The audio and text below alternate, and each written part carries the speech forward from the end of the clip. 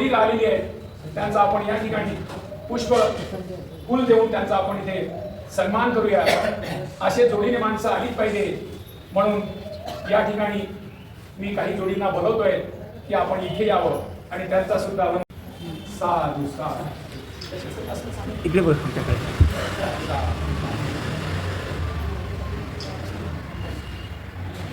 सातत्याने आपल्या कार्यक्रमात जो काही येतात इकडे इकडे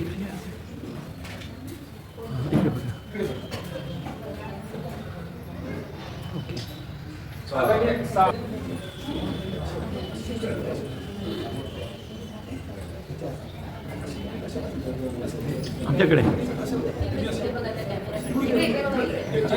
सरांच्या सुट्टीला सरांच्या हा असं असं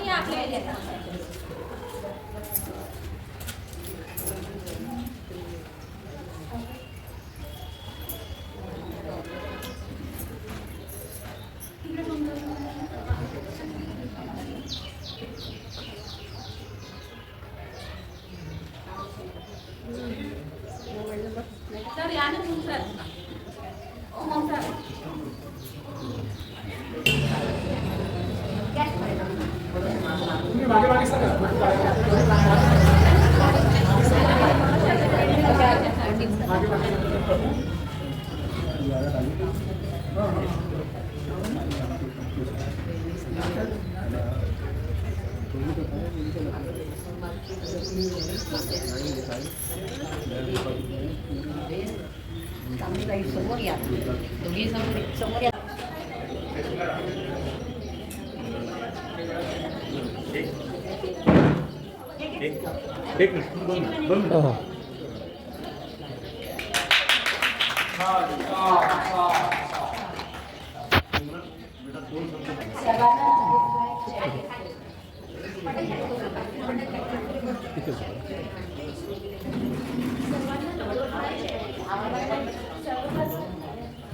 सर्वप्रथम विश्ववंदनीय तथागत सम्यक समर्थ चेतन समस्त मानव जातीला दुःखाच्या मार्गातून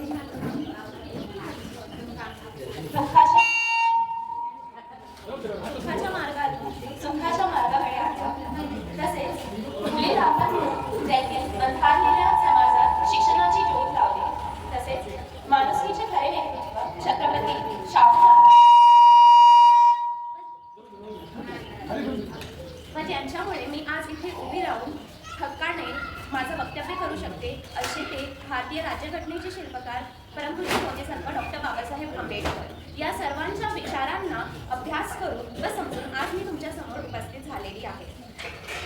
धम्म आपल्या दारी हा जो उपक्रम आहे हा मला पुष्कळ दिवसापासून माहिती आहे आणि आमच्या इकडल्या ज्या वृद्ध आजी आहेत त्यांच्याकडून मला हे माहिती झालं आहे की असा काही उपक्रम सुरू झाला आहे. आणि जेव्हा मला माहिती झालं की खोब्रागडे सर आणि राठोड सर ह्या उपक्रमाच्या मागे आहेत त्यानंतर मला भरपूर आनंद झाला की चला बिहारात लोक नाही येत आहेत तर आपण लोकांच्या घरी जाऊया आणि आपण लोकांना धम्म सांगूया. सो धम्म काय असतं मी जेव्हा वाचन केलं तेव्हा पहिले म्हणजे 2019 पासून जेव्हा वाचन केलं तेव्हा 2-3 वर्ष समजलंच नाही की धम्म काय आहे. धम्म काय असतो हेच मला कळत नव्हतं. पहिल्यांदा वाचल्यावर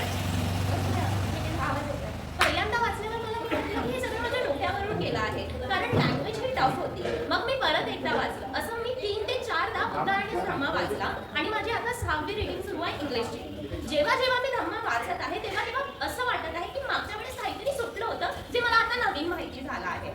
ह्यामध्ये मला एक शोकांतिका वाटते. डॉक्टर बाबासाहेब आंबेडकरांनी म्हटलं होतं की हे जे बुद्ध विहार आहेत हे ट्रेनिंग सेंटर्स झाले पाहिजे, म्हणजे ट्रेनिंग स्कूल्स, प्रशिक्षण केंद्र झाले पाहिजे. कशासाठी? तर येणारे युवा, येणारे विद्यार्थी, येणारे पालक, येणारे वृद्ध यांना जीवन जगण्यासाठी मला त्यांना काहीतरी साधन द्यायचं आहे. तर ते साधन होतं बुद्धांचा धम्म. आणि बुद्धांचा धम्म म्हणजे काय? तर बुद्धांचा धम्म म्हणजे आपलं जीवन कसं जगायचं याची मेडिसिन आहे. म्हणजे आपल्याला ताप येतो तर आपण काय करतो? अँटीबायोटिक गोळी घेतो आणि आपल्याला बरं वाटतं, दवाखान्यात जातो, गोळ्या घेतो. तसंच आपल्या जीवनामध्ये बिमारी आहे. ती कशाची आहे? दुःखाची बिमारी. गौतम बुद्ध म्हणतात असा एकही मनुष्य ह्या जगात नाही आहे की ज्याच्या घरी दुःख नाही आहे. मग त्या दुःखाचं निवारण करायचं असेल तर त्यांना काही मेडिसिन्स दिले आहेत. तर सतत गौतम बुद्धांनी आपल्याला काही मेडिसिन्स दिले आहेत. सगळ्यात पहिली मेडिसिन जी आपल्याला बीपीचे लोक आहेत जे रोज मेडिसिन घेतात, शुगरचे लोक आहेत जे रोज मेडिसिन घेतात, तसंच आपल्या बुद्धांच्या धर्मामध्ये पंचशीला जी आहे ती आपली रोजची मेडिसिन असायला पाहिजे. जर पंचशील आपण ग्रहण नाही करत आहे तर त्याला काही अर्थ नाही. तुम्ही विहारात येऊन पंचशील म्हणत आहे पालीमध्ये, पण जर दिवसभर ते फॉलो नाही करत आहे तर तुमच्या विहारात येऊन ती वंदना करून काही अर्थ नाही. कारण आपण महामानवांना इथे पूजा नाही करत, आपण त्यांच्या शरण नाही जात, आपण त्यांच्या अनुसरण जातो. हा डिफरन्स माहिती पाहिजे आणि हा डिफरन्स आपल्या येणाऱ्या पिढीला नाही माहिती. असे छोटे छोटे डिफरन्स नाही माहिती. धम्म हे प्रॅक्टिकल आहे. प्रॅक्टिकल म्हणजे आपल्याला काहीतरी प्रॅक्टिस करावी लागेल. फक्त आपण गाथा म्हणून ते होणार नाही, पण त्या गाथेमध्ये तथागत गौतम बुद्धांनी काय संदेश दिला आहे? जोपर्यंत आपण मानव जातीपर्यंत नाही पोहोचू, आणि मानव जातीमध्ये फक्त आपण नाहीये, या समाजात फक्त आंबेडकरी समाज दुःखी नाहीये, या समाजात समस्त मनुष्य जाती दुःखात आहे. तर आपल्याला घराघरात धम्म पोहोचवला पाहिजे, पण त्याची आधी जबाबदारी आपली असायला पाहिजे. आधी आपण धम्म समजला पाहिजे, तेव्हाच आपण लोकांना धम्म सांगू. इथे अजून एक शोकांतिका आहे की इथे फक्त तुमचे सगळे म्हणजे लेडीज 40-45 प्लस असे लोक आहेत. माझ्या वयाची मुलं नाही आहेत का बरं? त्यांना धम्माची गरज नाही आहे का? त्यांना बाबासाहेबांची गरज नाही आहे का? मला अभ्यास आहे. मी व्हॉल्यूम्स वाचते, माझी व्हॉल्यूम नंबर 17 सुरू आहे बाबासाहेबांची. आणि तिथे म्हणतात बाबासाहेब की मला माझ्या समाजाकडून अपेक्षा आहे की माझा जो बुद्धांचा धम्माचा जो कारवा आहे ते माझ्या समाजाचे लोक समोर नेतील. आणि त्यांनी एक खूप मोठा चॅलेंज म्हटलं आहे की माझ्याजवळ एक चॅलेंज आहे. मला नाही वाटत माझ्या समाजातले युवा हे खूप इझिली धम्माकडे पडतील, आणि ते खरं झालं आहे. पण त्यांनी मग एक गोष्ट सांगितली होती, जर तुम्हाला धम्माला वळवायचं आहे तर त्यांच्या आई वडिलांची जबाबदारी नाही की त्यांनी महामानवांची ओळख करून दिली पाहिजे. आपल्याकडे बुद्धांची मूर्ती तर असेल पण आपल्याकडे बुद्धांचा धम्मा नाही आहे. आणि दॅट टू इन इंग्लिश. आजकालचे युवा सगळे इंग्लिशमध्ये बोलतात, वाचतात, अभ्यास करतात. मग इंग्लिशची पुस्तकं आपण दिली काढली 50 to 100 रुपीजची आहेत फक्त. मग आपल्या मुलांजवळ बुद्ध आणि धम्मा का नाही आहे? जर ती तुमच्या मुलाजवळ आली ना, तुमच्या मुलांची लाईफ चेंज होऊन जाणार. आणि ती मी स्वतः अनुभवली. होत आहे चेंज, हळूहळू का होत आहे पण होत आहे. पण नेक्स्ट टाइम जर आम्हाला असं वाटेल तर आम्ही युवांसाठी पण सुद्धा जसं सरांनी केलं तर विहारांमध्ये लहान मुलांपासून लावायला पाहिजे. कारण आम्ही हा जो माहिती आहे ना, हा घराघरात पोहोचायला पाहिजे. आपला आवाज इथे जरी सुरू आहे ना क्लास, पण तरी घराघरात पोहोचायला पाहिजे की ते लोक काय मिस करत आहेत. डॉक्टर बाबासाहेब आंबेडकरांनी शिक्षण घेताना सुद्धा पण समाजकार्य केलं. फक्त ड्युटीची सोय नाही बघितली. समाजकार्य काय असते? एखादा व्यक्ती जेव्हा शिक्षण घेतो आणि त्याच्या शिक्षणाचा फायदा जर समाजातल्या पीडित, शोषित आणि गरजू व्यक्तींची जीवन सुधारण करण्यासाठी जर त्याचा शिक्षणाचा वापर होत नाहीये तर तो खरा शिक्षित नाही आहे. एक भाग आहे शिक्षण घेणे, ड्युटी करणे, तो एक भाग आहे. पण त्याच्या नंतर समाज शिक्षण व्हावं म्हणून हे करायला पाहिजे. नुकताच मला सावित्रीबाई फुले स्मृती गौरव पुरस्कार मिळाला 2026चा.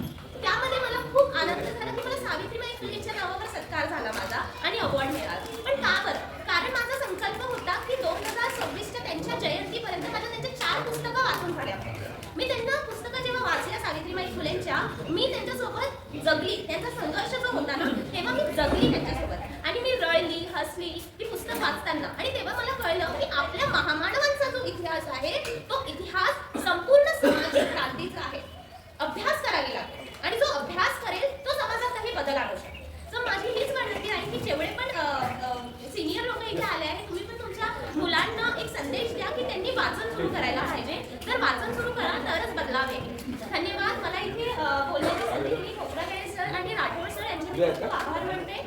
माताजींचे वंदन करते. त्यांनी सुद्धा म्हटलं की सिमरनला बोलू आणि असेच उपक्रम जर सुरू राहिले तर नक्कीच आपला भारत हा बौद्धमय होईल, पण तेच घेणाऱ्या पिढीला धम्म सांगणं गरजेचं आहे. नमो बुद्धाय, जय भीम, जय भारत.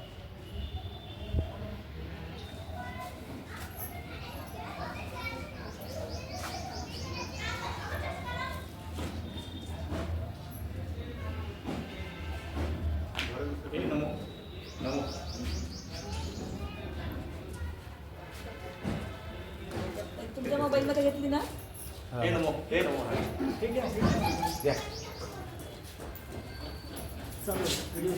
व्हिडिओ करायचा आहे का?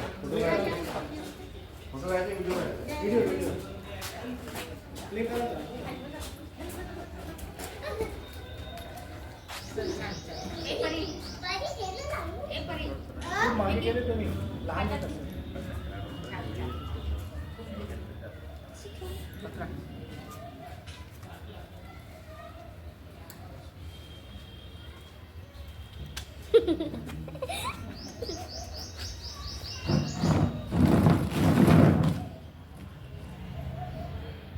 नमस्कार दोस्तों, हमारे न्यूज़ चैनल न्यूज़ इंडिया को लाइक कीजिए, शेयर कीजिए, अनसब्सक्राइब कीजिए. हम मिलेंगे फिर. धन्यवाद.